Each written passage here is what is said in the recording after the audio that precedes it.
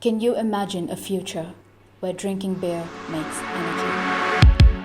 Energy is the core of our sustenance, but for more than half of UK's households, this is a looming question. People are angered at the state of energy management. Clean energy activists are lobbying for cleaner, decentralized renewable energy sources, and the government is grappling with meeting current demands while compromising the promise of a cleaner energy future.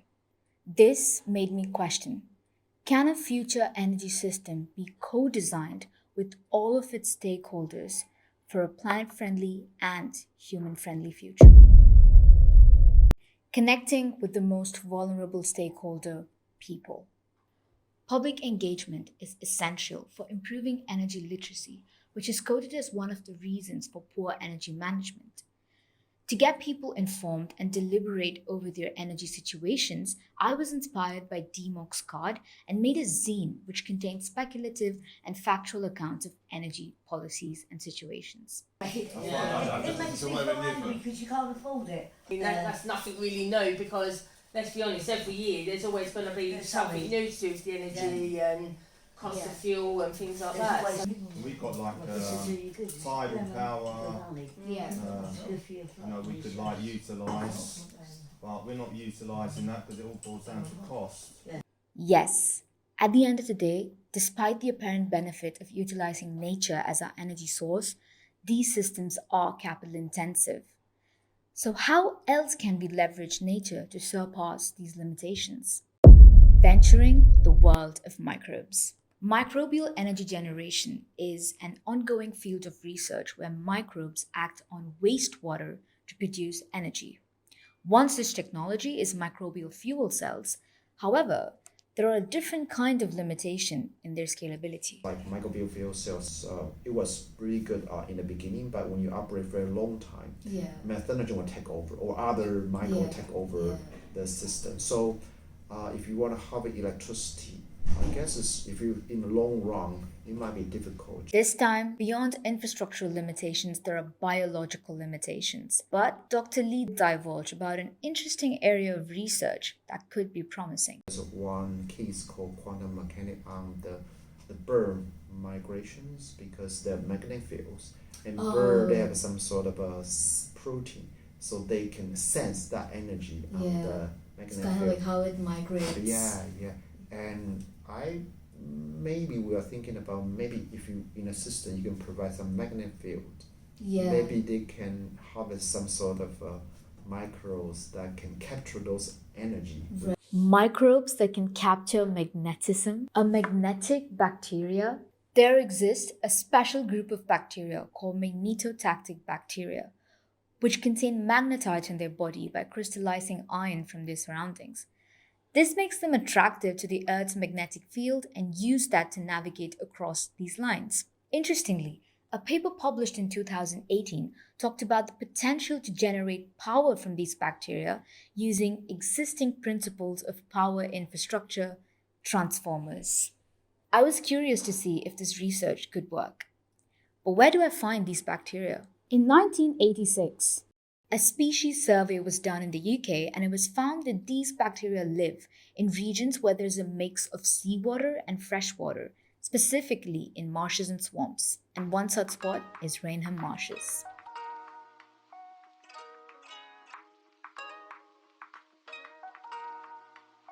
Extracting a pure culture of bacteria was difficult because the amount of bacteria present is very small for experiments. Scientists often use model systems that mimic these natural phenomena, and in my case, it was ferrofluids. Ferrofluids contain iron nanoparticles, which makes them magnetic fluids, just like the bacterial culture. I conducted preliminary experiments to test the hypotheses, and it did work in producing spikes of energy. Plotting the amount of energy produced for a certain volume of ferrofluids helps in establishing the numbers for bacterial cultures. It was now time to venture into the pragmatics of designing a biological power generator. For this, I connected with electrical engineers who helped in establishing how current systems work and their design. Okay, so let's say for the transformer design, they for this core formation, they are using a specially laminated silicon steel. Okay, We discussed over optimization of cost and performance and the experiments needed to test the system for different volumes and geometry.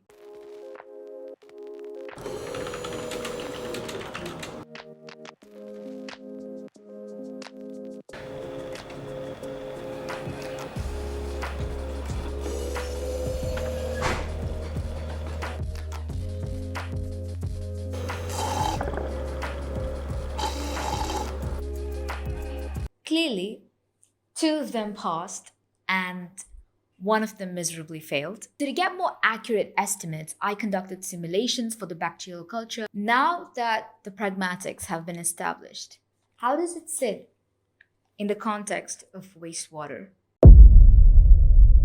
Conventional wastewater treatment plant, you'll have starting with the preliminary treatment, you have a stage where you remove all the big particles like debris, rocks, and all that, just to make sure your equipment downstream doesn't get clogged. Understanding the different types of wastewater, their characteristics, and the process involved in its treatment is essential to know where in the process and at what optimum conditions can the bacteria be grown for maximum efficiency. You have organic load, so you need for the microorganisms to have a lot of oxygen to thrive or grow. You'll have to have secondary treatment. Generating energy from wastewater is, I don't see it happening anytime soon, because people want to operate the way they're operating at this point.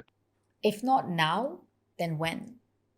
To answer this, I looked at precedents of companies that have scaled up microbial energy generation, and it became apparent where their pilots were launched, what were the stakeholders needed, and the project timeline. Interestingly, there was a certain problem that these companies did face when they tried to launch their pilots in breweries. But in breweries, which has been one of the first applications of microbial fuel cells, you actually see some of the most complex wastewater that can occasionally be confounding to microbial fuel cells. The presence of yeast is one of the reasons for the complexity of the wastewater, but in the context of magnetotactic bacteria, yeast favors its growth, making it more promising for breweries. After going on a microbrewery tour, I designed the process flow. Step 1. Growing the bacteria using waste yeast and wastewater. Step 2. Isolating the bacteria using a magnetic isolation chamber. Step 3. Generating power.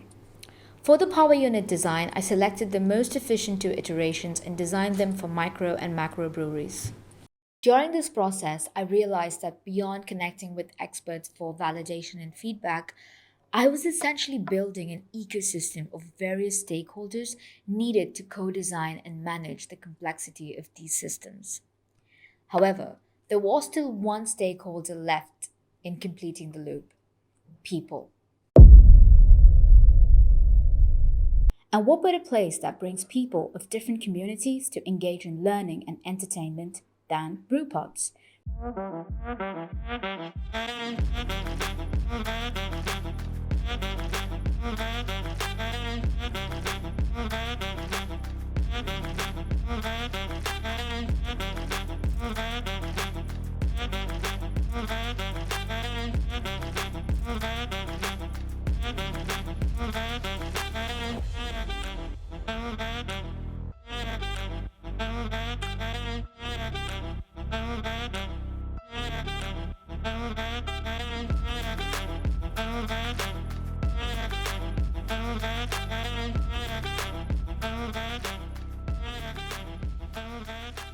I selected the pub table as an artifact to impose my engagements that question consuming energy, the experience in a brewpub, and co-generation with species. Visually engaging people with the context of a brewpub and the functioning of the system, it helped expand their imagination into where else the system could sit, like for home brewers. This is just about being more conscious about how your energy is used, what Yeah. it's used for. Especially because I feel like yeast is used in so many products. Yeah. Like how that feels to expand. Right. It makes you think of how far away it's coming from now, seeing it. If this could be happening, why are you? Yeah.